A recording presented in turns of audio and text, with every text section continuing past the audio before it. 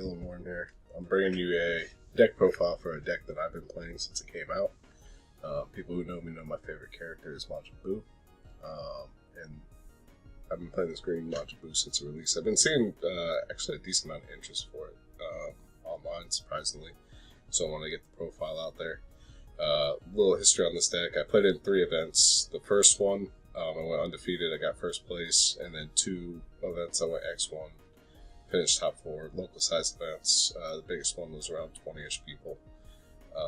Only 2 losses through 3 events, so the deck can compete with the meta. I don't think it's high tier 1, but it's definitely a solid deck.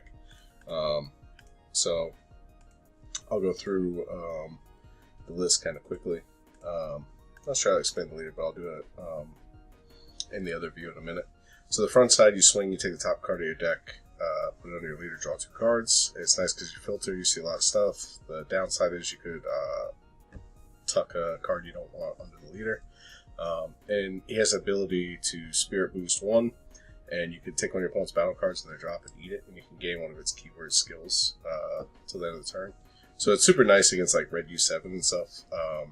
As soon as a dual attack Frieza or double strike 17 hits the drop, you're going to steal it and keep pitching it. And you're going to keep having dual attack or double strike on your leader. Your draw is once per turn, so you can't take advantage of that if you get dual attack. The Awakens 4 life, untap 1, draw 1. Backside, same effect, except you can eat from field. And activate main once per turn, you can pitch 2 cards under them to make them a 5k until the start of your next main phase. So, super good. It's like a beat on offense and defense for a turn. Makes it super hard for you to be killed. Hey, these are the deck editor modes, so these are in no particular order. Play 3 of the Floodgate Buu, just because we want Boos that can Union Absorb anyway. So he has a Topo effect, cost 2. Pitch a card from your opponent's pitch 2 every time they swing for the turn, and then you can Union Absorb by taking a card from under your leader, underneath them, and go into the 4-drop 15k Buu. Super good, and he's tutorable. Next card, Spirit Bomb Unleash Goku. If you have a Unison and 3 or more energy, you can play it for 1.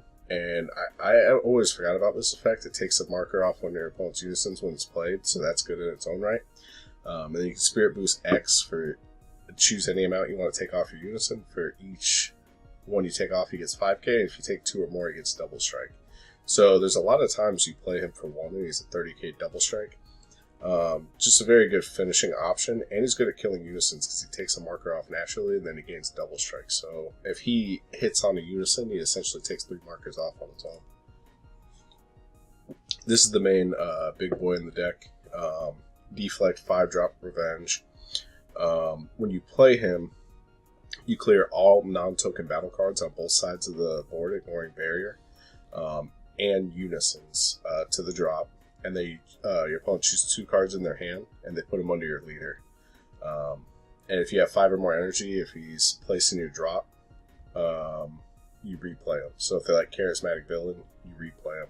It's only when you have 5 or more energy, so if we cheat him out with the champ card we're going to see, he doesn't get the effect. But either way, still super good. And he has the ability when he's in rest mode, permanent. If your opponent swings at your leader with anything, they have to pitch 2 cards in their hand. So he's not only board clear, he's 30k offense, he's a very defensive card as well. This is our main absorb target that goes off all our Union Absorbs. He has a permanent where if he would die by a skill, you can kill a ghost token instead. And limit 1, you could Spirit Boost 1 and play a ghost token. This is good early aggression. We do it as early as turn 2. And start flooding the board with tokens. So this guy, he clears all non-token battle cards, so sometimes we end up with 3 or 4 ghost tokens on board. And we clear the board, but our ghost tokens stay, which is nice. Bobbity's the main Unison, play him for 1. Plus 2, you choose one of your Green Majin Buus, 15 power or less, and rest mode, and you give it Servant, so you have to sequence right, make sure you get this in rest mode before you do the plus 2. If you sequence them properly, you're going to lose that trigger. So it makes him a 25k, which is hard to get over, and if he leaves by a skill, you can kill a ghost token. And then as long as you have a Buu with Servant in play, they can't swing at him. And then he also, when you remove a marker with him for Spirit Boost, he gains Overload for the turn, so you can tuck one of these and draw a card. Hardly ever do that, but it's good to remember that he has that effect. This is one of our 1-drop targets to go into the Union Absorb. 1-drop, play it, draw a card. And then the effect Union Absorb once per turn. We can pull a card from under our leader underneath them and search out 4-drop 15k green Buu. This guy comes in handy. He's good board clear. You can take a card underneath one of your battle cards and place it underneath them. It has to be green. If you have 3 or more energy, you can play him for 2. He has the same permanent. If he would be removed by a skill, you can kill a ghost token instead. And he eats one of your opponent's battle cards of any level. Doesn't ignore barrier. But there's sometimes, like after we clear the board with this guy, we need some kind of pressure late game. And he just gives us another body where we don't need a unison and don't need spirit boost necessarily, where we could put some pressure on. I don't think he's the most important card of the deck. He could be moved to the board, but he's good value. So this one, I think, is the better of the 2 1-drops. I used to like playing this one more until we switched to Super Combo. Same with Union Absorb effect, but when you play him, he searches top 5 for a Majin energy cost 5 or less and adds it to your hand. This is a cute one-of. It's a counter attack, negate the attack and play the card, limit 1 per turn. The key part is you could Spirit Boost 2 and negate for free. So there's some scenarios where, let's say you're at 1 life, you're tapped out, your opponent thinks you can't homicidal clones, can't do any negates, and they think they got you, and there's no possible way you can negate. And then you throw this Buu out because you've got +2 on here, they haven't been attacking the Bobbity, it's got like 8 markers, so you just have a free negate. It's a one-of because it's tutorable, could go to 2. Don't use it every game, but it comes up. This is why we play this one more than this one now. Switch to the Super Combo simply just because it's tutorable. It's just when you have 4 or less life, draw a card, but we can search it out off the drop. Charismatic Villain. Play green unison, so it's usually a staple in decks that do that. You free play if you have 2 or more markers on the green unison and kill a 7 or less.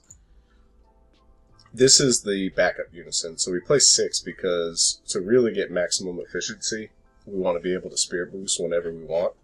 So if there's games where you hard mull and you whiff.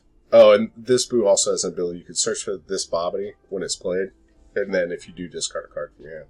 So it gives you a little bit more tutor for it. But if we completely whiff, which happens, you want to see a unison by 2. So these are Union Absorb, which counts as a Union skill. So the Vegetos, when you use a Union skill, draw a card. So it gives us draw advantage. It's a +2, so it saves markers. The Revenge isn't really relevant. You choose all your mono green, give them Revenge.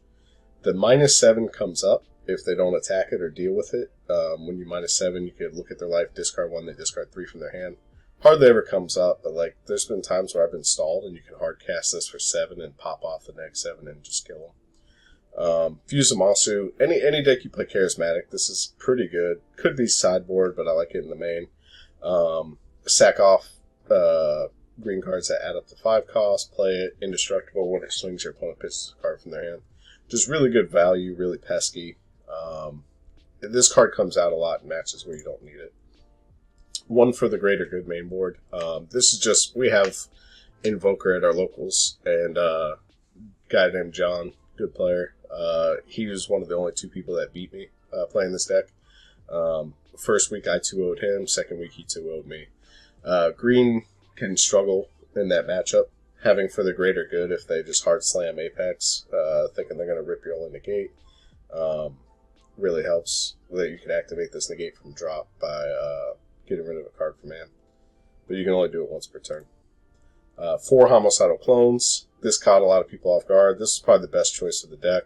There's so many times people saw me use like 2 of them, and then they swung in and they thought, you can't possibly have another one. But I mained 4, and I was really glad I did. Pan is the secret rare. The reason is we could flood out tokens and spam out a bunch of battle cards. We made like 4 homicidal clones. So a good chance there's going to be 4 battle cards on board at all times. And it's just super free. 2 Fighting Against Fates. We can generate a drop, and we don't really need to keep cards in there. So it's a free 25k dual attack. gives us that game-ending pressure we need. 2 of the Champ Pack Buu. This one is the new card. You can Union Absorb it because it counts as mono green off any of your Union Absorb targets. And he activate main, pay 3 if you have 4 or more energy. Play black or green Majin Buu that costs 5 or 6 from your hand. So we don't play the black ones. I had them in the deck, and I realized just when we go to play it, this is always the better option. I haven't thought about upping it to 4. I didn't think this was that great when I first saw it. I thought, it helps, but it's not amazing. But there's a massive difference between tapping 5 for this and playing it on turn 4.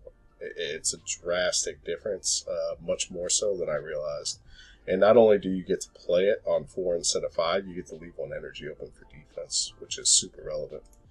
And then 1 Hidden Power Supreme Kai for double strike. Most decks that you can afford to play this, you want to play it at 1. Just a lot of value being able to knock your opponent straight from 2 to 0.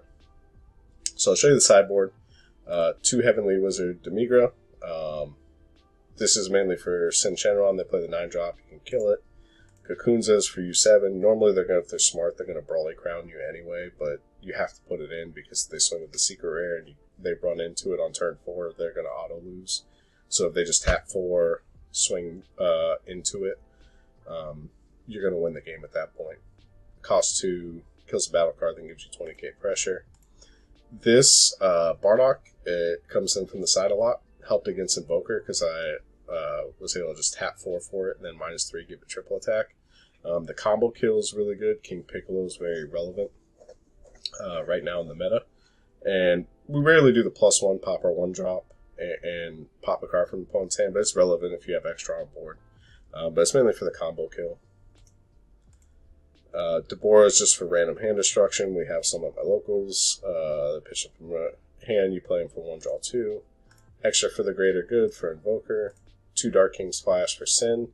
If your opponent has 5 or more energy, your opponent can't play battle cards using leader card skills until the end of their next turn. Stops their tap 6 ult.